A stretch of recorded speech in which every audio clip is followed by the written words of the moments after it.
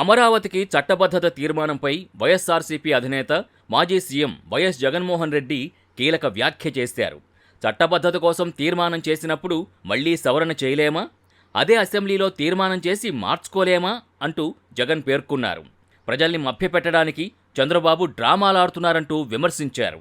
దోపిడీ నుంచి డైవర్ట్ చేయడానికి ఈ డ్రామాలన్నీ అంటూ పేర్కొన్నారు. అమరావతికే కాదు, ఏ ప్రాంతానికి మేం వ్యతిరేకం కాదు, అన్ని ప్రాంతాలని వైసీపీ సమానంగా చూస్తుందని జగన్ వివరించారు. అమరావతి ప్రాజెక్ట్ దేశంలోనే అతిపెద్ద స్కామ్ అని జగన్ తెలిపారు. భవిష్యత్తులో కూడా రాజధానిని ఎవరూ మార్చకుండా చట్టం తెస్తున్నామని చంద్రబాబు చెప్తా ఉన్నాడు. ఇలా అసెంబ్లీలో వీళ్ళు చేయగలేంది మళ్ళీ అదే అసెంబ్లీలో మళ్ళీ దాన్ని మార్పులు చేయలేరా? చట్టాల గురించి మాట్లాడే ఈ వ్యక్తి చట్ట సవరణల గురించి మాట్లాడ్డా? తెలియదా ఈయనకేమన్నా? తెలుసు, కానీ డ్రామా. ఇంతకుముందు నేను చెప్పినట్టుగా ఈ డ్రామా అంతా ఎందుకు? తన అవినీతిని కప్పిపుచ్చుకునేందుకు డ్రామా. ఏ చట్టమైనా కూడా చట్టసభ ద్వారా చట్టం చేయగలుగుతుంది, చట్టంలో సవరణలు కూడా చేయగలుగుతుంది. ఇది అందరికీ తెలిసిన విషయాలే. 3 ఏళ్ల పిల్లోడు 6 ఏళ్ల పిల్లోడిని అడిగినా చెప్తారు. కానీ చంద్రబాబు నాయుడు ఏదో కొత్తగా ప్రజలకు తెలియనట్టుగా, దాన్ని పక్కదోవ పట్టించేట్టుగా, దాన్ని ఏదో విప్లవాత్మకంగా తీసుకొని వస్తానట్టుగా ఓ బిల్డప్, దానికి ఒక కథ, ఎందుకు అదంతా చేస్తూ ఉన్నాడంటే తన అవినీతి నుంచి టాపిక్ డైవర్ట్ చేసింది.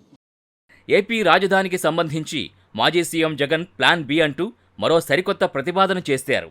మచిలీపట్నం, విజయవాడ, గుంటూరు ప్రాంతాన్ని రాజధాని చేయాలని జగన్ అన్నారు. మచిలీపట్నం నుంచి గుంటూరు వరకు క్యాపిటల్గా డిక్లేర్ చేయండి, 110 కిలోమీటర్ల మేర రాజధాని ప్రాంతంగా ప్రకటించండి అంటూ సూచించారు. మచిలీపట్నం నుంచి ఎంఏ, విజయవాడ నుంచి విఐ, గుంటూరు నుంచి జియుఎన్ తీసుకోండి, కొత్త రాజధానికి మావిగన్ అని పేరు పెట్టండి అంటూ జగన్ సూచించారు. 2 లక్షల కోట్లలో 10% ఖర్చు చేస్తే చాలు డెవలప్ అవుతుందని, చెన్నై, ముంబైలాగా పోర్ట్ సిటీగా రాజధాని ఉంటుందంటూ జగన్ వివరించారు. ప్లాన్ బి కింద మేము చెప్పినాం, మచిలీపట్నం టు విజయవాడ 70 కిలోమీటర్లు, విజయవాడ టు గుంటూరు మరో 40 కిలోమీటర్లు, మొత్తం ఈ 110 కిలోమీటర్లు నేషనల్ హైవే రోడ్డు ఉంది. ఈ నేషనల్ హైవేకు కాస్త అటు ఇటుగా ఈ మొత్తం క్యాపిటల్ ఏరియా కింద డిక్లేర్ చేయండి. మచిలీపట్నం నుంచి ఎంఏ తీసుకోండి, విజయవాడ నుంచి విఐ తీసుకోండి, గుంటూరు నుంచి జియుఎన్ తీసుకోండి, మావి గన్ అని పేరు పెట్టండి. మచిలీపట్నం, విజయవాడ, గుంటూరు, మావి గన్. సరే, గన్ అంటే బాగుండదు నీకు, అది జగన్ అనేది గుర్తుకొస్తుంది లేననుకుంటే సరే వేరే పేరు పెట్టండి.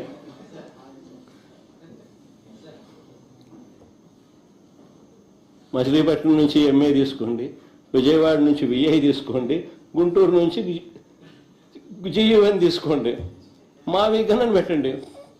ప్రమాణమైన 110 కిలోమీటర్లు క్యాపిటల్ ఏరియాని డిక్లేర్ చేయండి, కారిడార్ కింద క్యాపిటల్ ఏరియాని.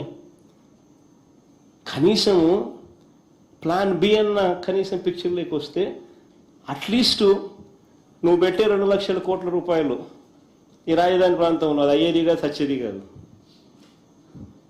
ఆ 2 లక్షల కోట్లలో 10% పెడితే చాలు. ఈ మచిలీపట్నంకు, ఈ విజయవాడకు, ఈ గుంటూరు మధ్య కనెక్టివిటీ కోసం, రింగ్ రోడ్లు, ఇతరాతర పనుల కోసం, ఇతర మౌలిక సదుపాయాలు, చిన్న చిన్న మౌలిక సదుపాయాల కోసం 10% పెడితే చాలు. ఈ మావి గన్, ఈ క్యాపిటల్ ప్రాంతం ఫ్యూచర్లో ఎకనామిక్ ఇంజిన్ అవుతుంది. విజయవాడ దాని చుట్టుపక్కల దాదాపుగా 20 లక్షల మంది ప్రజలు ఉన్నారు. గుంటూరులో దాదాపుగా 10 లక్షల మంది ప్రజలు ఉన్నారు. మచిలీపట్నంలో దాదాపుగా 3-4 లక్షల మంది ప్రజలు ఉన్నారు.